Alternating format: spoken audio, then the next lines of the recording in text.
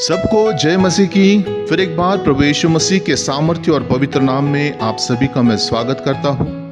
आज का हमारा पवित्र वचन जकरिया की पुस्तक, इसका अध्याय 4 और वचन 6 है। और जो शीर्षक है वो शीर्षक है, ना तो बल से और ना ही शक्ति से, परंतु मेरे आत्मा के द्वारा होगा। Hallelujah, hallelujah.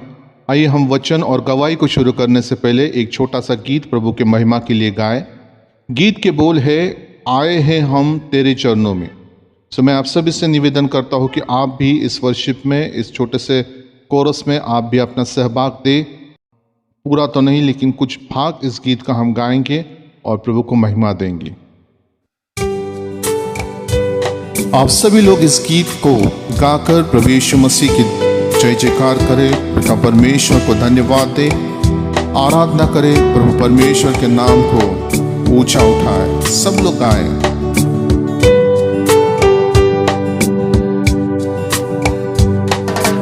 आए हैं हम तेरे चरणों में, लेकर हम स्तुति।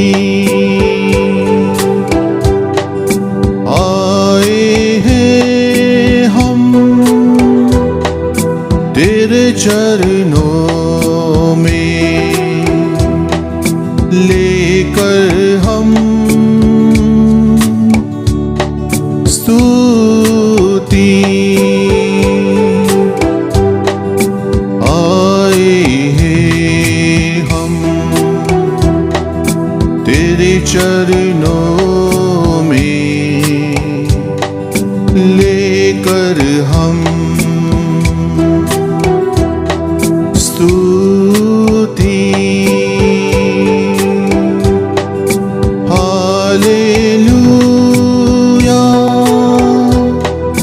हालेलुया,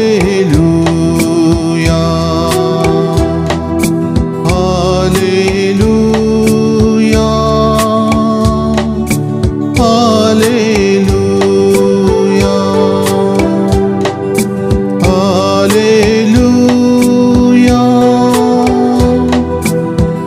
हालेलुया,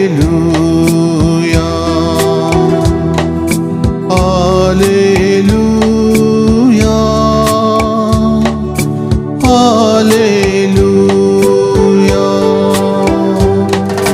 मिलती है हमें तुझसे चंगाइयाँ, देता तू हमें पापों से मुक्ति। मिलती है हमें तुझसे चंगाइयाँ, देता तू हमें पापों से मुक्ति। मिलती है हमें तुझसे चंगाइयाँ, देता तू हमें पापों से मुक्ति। Hallelujah,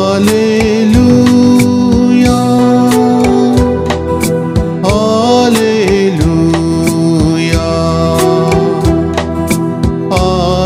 hallelujah, hallelujah. हालेलुया। धन्यवाद, धन्यवाद। Thank you Lord, thank you Jesus. धन्यवाद देते हैं परमेश्वर कि आपने प्रभु हमारे इस आराधना को प्रभु परमेश्वर पिता स्वीकार किया है। धन्यवाद पिता परमेश्वर। Hallelujah, glory to you Lord Jesus. जकरिया की पुस्तक, इसका अध्याय 4 और वचन 6 है। और जो शीर्षक है वो शीर्षक है, ना तो बल से और ना ही शक्ति से, परंतु मेरे आत्मा के द्वारा होगा। ये वचन आज जब मैं पढ़ रहा था तो प्रभु से मैंने पूछा कि प्रभु, क्या ये वचन आज आपके प्रियजनों के साथ शेयर करना है? तो ना केवल ये वचन बल्कि परमेश्वर ने एक गवाही भी मेरे सामने लाई, और वो गवाही और ये वचन दोनों मेरे लिए इतना मतलब हम जैसे कह सकते हैं कि एक आनंद और एक उत्साह से परमेश्वर ने मुझे भर दिया। और ये बात आपके साथ शेयर करने के लिए भी प्रभु ने मुझे जोर डाला है, इसलिए ये वचन आज आपके साथ भी मैं शेयर करना चाहता हूँ। और मैं विश्वास करता हूँ कि वचन और इस वचन के द्वारा जो कार्य आपके जीवन में होगा वो अद्भुत और महान होगा। आमीन। मैं यहाँ पर इस वचन को पूरा पढ़ता हूँ आपके लिए।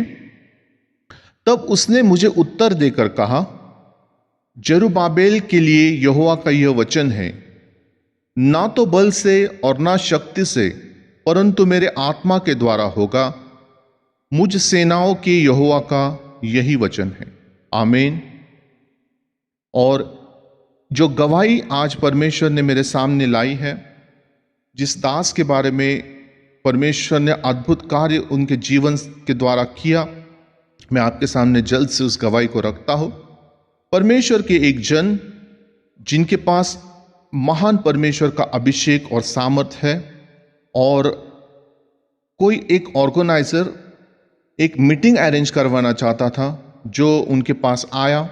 उन्होंने एक डेट फिक्स की और उस डेट के अनुसार एक मीटिंग अरेंज होनी थी, जिस मीटिंग के द्वारा वहाँ पर लोगों में बहुत सारी चंगाइयाँ होनी थी, है ना। ये हीलिंग क्रूसेड जिसे हम कहते हैं, उस तरह की एक मीटिंग थी।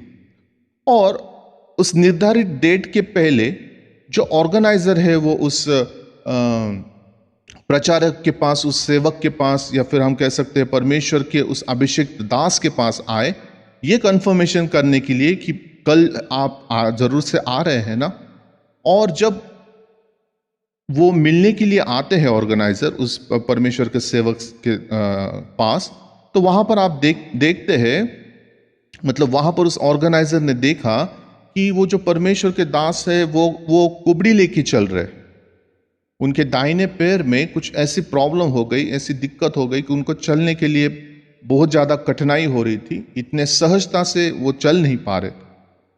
और जो ऑर्गेनाइजर है, इसको देखकर उन्होंने कुछ मन में एक सवाल उनके आया, और वो उन्होंने पूछा कि क्या आप कल मीटिंग ले सकते हैं? क्या आप इस स्थिति में हैं कि आप कल मीटिंग ले? क्योंकि जिस परिस्थिति में ऑर्गेनाइजर ने उस परमेश्वर को सेवक को देखा, तो उनके माइंड में ये आया कि अगर ये इस रीति से स्टेज पर आएंगे, तो वहां पर जो लोग जहां पर उनको हीलिंग के लिए जो आए हैं उनके विश्वास का क्या होगा? अगर वो प्रचारक को ही अगर, है ना, प्रॉब्लम में अगर देखेंगे तो कैसे क्या होगा? ये एक डाउट उस ऑर्गेनाइजर के माइंड में आया है। लेकिन उसने उस डाउट को बोल के नहीं दिखाया, लेकिन फिर भी उन्होंने पूछा कि क्या कल की मीटिंग फिर फाइनल हमें करनी है, कल आप आओगे? तो परमेश्वर के अभिषिक्त दास के मुंह से जो वचन निकला है वो काफी सामर्थी वचन उन्होंने उस समय कहा, और ये वचन था, ना तो बल से ना शक्ति से, परंतु आत्मा के द्वारा होगा। आमीन। इसका मतलब उस परमेश्वर के दास ने, उस परमेश्वर के उस सेवक ने ऑर्गेनाइजर को ये बात समझाई कि मैं कुछ नहीं हूं, मुझे तो केवल वहां पर आना है, मुझे केवल एक अपनी उपस्थिति वहां पर देनी है। जो कुछ भी कार्य करना है वो पवित्र आत्मा को करना है। हालेलुया, आमीन। ओहो, ये काफी अद्भुत बात उन्होंने कही, और ऑर्गेनाइजर भी बिल्कुल खामोश होकर और मुस्कुराते हुए वहां से चले गए। और फिर दूसरे दिन जब उस दास को लेने के लिए ऑर्गेनाइजर्स ने अपनी गाड़ियों को भेजा, तो उस गाड़ी में बैठते समय भी उस प्रचारक को, उस परमेश्वर के सेवक को काफी दिक्कत हो रही थी बैठने में, लेकिन उनका विश्वास काफी दृढ़ था। और जैसे वो गाड़ी में बैठते हैं, गाड़ी में बैठने के बाद मतलब वो पेन फिर भी वहां पर उनके पैरों में बरकरार था, चलने में दिक्कत थी उनकी। और जैसे वो स्टेज पर जाते हैं और वर्शिप होने के बाद जब उनको हैंड ओवर किया जाता है कि आप भक्ति चलाए, उस समय अचानक से उनका जो दर्द है वो दर्द निकल जाता है, मतलब वो ना के बराबर हो जाते हैं, वो दर्द ना के बराबर हो जाता है और वो स्टेज पर इस रीति से चलते हैं जैसे एक नॉर्मल व्यक्ति जैसे चलते हैं वैसे। और परमेश्वर की आत्मा ने अद्भुत रीति से उनके द्वारा ऐसे ऐसे महान मिरेकल्स किए, लोगों को चंगाई मिली है, दुष्ट आत्मा जो है वो भाग गए वहाँ से, और सारी बातें परमेश्वर ने उनके लोगों के विश्वास के अनुसार उनके जीवन में किया। बहुत लोगों ने चंगाई पाई, बहुत लोगों ने छुटकारा पाया, सब लोग आनंदित थे, सब लोग प्रभु को महिमा दे रहे थे। और परमेश्वर का जो सेवक है वो भी काफी आनंदित होकर सभी लोग परमेश्वर को धन्यवाद दे रहे थे। मीटिंग को खत्म होने के बाद जब वो परमेश्वर का दास फिर एक बार अपनी गाड़ी की ओर बढ़ता है और गाड़ी में बैठता है, तो ये जो दर्द था वो दर्द फिर से वो महसूस करने लगे। तो यहां पर उस परमेश्वर के दास से हमें ये बात सीखने को मिलती है कि परमेश्वर किसी भी व्यक्ति को, है ना, कोई भी, चाहे वो कोई भी हो। आज हम अगर पौलुस का भी उदाहरण लेते हैं, हम देखेंगे कुछ वचन इसके बाद भी, तो पौलुस के भी जीवन में ऐसा ही हुआ। लेकिन पहले मैं इस टॉपिक को मैं पूरा करता हूं। तो उस दास के, उस परमेश्वर के अभिषिक्त सेवक के मन में कहीं भी ये घमंड ना आए कि हाँ मैं गया था, या लोगों को ये ना लगे कि हाँ ये परमेश्वर का ये बहुत बड़ा कोई दास है और सेवक है और इसके द्वारा हमें चंगाई मिली है, ये ना हो, बल्कि चंगाई देने वाला परमेश्वर है। हाँ, माध्यम जरूर परमेश्वर ने उस सेवक का उपयोग में लाया है, क्योंकि वचन कहता है कि हम परमेश्वर के चलते फिरते मंदिर हैं। आज परमेश्वर का आत्मा हम में निवास करता है। सो यही बात उस परमेश्वर के जो अभिषिक्त दास है वो समझाना चाहते थे उन ऑर्गेनाइजर्स को कि मैं नहीं करने वाला, बल्कि परमेश्वर का आत्मा सब कुछ करने वाला है। सो मेरे प्रियो, मैं इस गवाही के द्वारा आपको उत्साहित करना चाहता हूं कि चाहे आप किसी भी परिस्थिति में क्यों ना हो, यदि परमेश्वर का आत्मा आपके अंदर कार्य करता है, अगर परमेश्वर के आत्मा के द्वारा आप चलाए चलते हैं, तो कोई भी काम परमेश्वर के लिए असंभव नहीं है। आप परमेश्वर की आत्मा के द्वारा सब कुछ कर सकते हैं। बड़े बड़े चिन्ह और चमत्कार आपके द्वारा परमेश्वर करेगा। आप अगर किसी प्रॉब्लम में भी हो तो परमेश्वर आपकी उस पवित्र आत्मा के द्वारा आपको उस प्रॉब्लम में से बाहर निकालेगा। मैं और एक वचन आपके लिए पढ़ता हूं, गलातियों की पुस्तक इसका अध्याय 2 और वचन 20 में लिखा हुआ है। पौलुस कहते हैं, मैं मसीह के साथ क्रूस पर चढ़ाया गया हूं, अब मैं जीवित ना रहा पर मसीह ही मुझ में जीवित है। आमीन। और भी आगे वचन में लिखा है, और मैं शरीर में अब जो जीवित हो तो केवल उस विश्वास से जीवित हूं जो परमेश्वर के पुत्र पर है, जिसने मुझसे प्रेम किया और मेरे लिए अपने आप को दे दिया। तो पौलुस यहां पर अपने आप को पूरी रीति से शून्य कर देता है। पौलुस, ऐसा कहा गया है, पौलुस सभी चेलों में से सबसे ज्यादा पढ़ा लिखा और ज्ञानवान मनुष्य था। अधिक से अधिक भाषाएं बोलने वालों में से एक था। लेकिन परमेश्वर ने उसके जीवन में भी कुछ ऐसा एक कांटा रखा था, हम सब लोग जानते हैं। यदि हम दूसरा कुरिन्थियों इसका 12 अध्याय और वचन 8 और 9 पढ़ते हैं, तो उसमें लिखा है,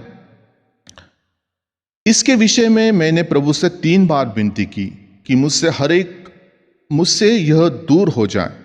और उसने मुझसे कहा, मतलब परमेश्वर ने पौलुस से कहा, मेरा अनुग्रह तेरे लिए बहुत है, क्योंकि मेरी सामर्थ निर्बलता में सिद्ध होती है। इसलिए बड़े आनंद से मैं अपनी निर्बलताओं पर घमंड करूंगा कि मसीह की सामर्थ मुझ पर छाया करती रहे। आमीन।